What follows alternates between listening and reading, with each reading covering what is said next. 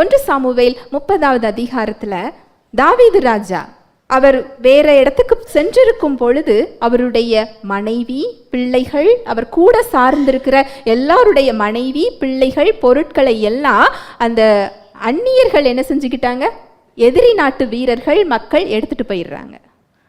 இவங்க திரும்பி வந்து பார்க்கும் பொழுது அங்கே எதுவுமே இல்லை.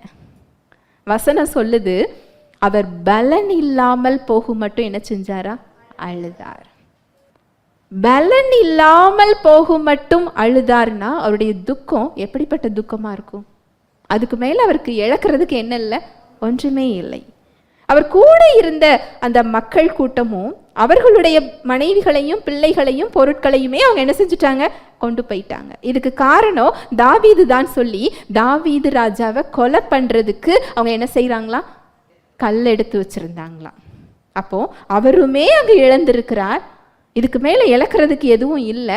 கூட இருக்கின்ற மனிதர்களும் அவர் மீது கோபம் கொள்ளுகிறார்கள். அழுகிறதற்கு பலன் இல்லாமல் போகும் மட்டும் அவர் அழுகிறார். அடுத்தவர் செஞ்சது என்ன தெரியுமா, மெய் வழியை தெரிந்து கொள்ளுகிறார். கர்த்தருக்குள் தன்னை பலப்படுத்தி கொண்டார். அதனாலதான் அவர் சங்கீதத்தில் அவருடைய வெற்றியை குறித்து அவர் சொல்லுகிறார், மெய் வழியை நான் என்ன செஞ்சுக்கிட்டேன், தெரிந்து கொண்டேன். விசுவாசத்தின் வழிங்கிறதே நம்ம குறைவுகளுக்கு மத்தியில அவரை பற்றி பிடித்து கொள்வதுதான்.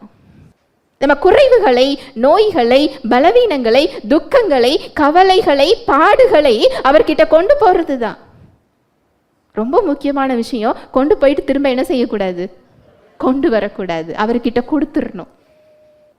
அப்பதான் அந்த இளைப்பாறுதலை நம்ம என்ன செய்ய முடியும், பெற முடியும், அந்த பலத்தை பெற்றுக்கொள்ள முடியும். ஹல்லேலூயா, பிரைஸ் தி லார்ட்.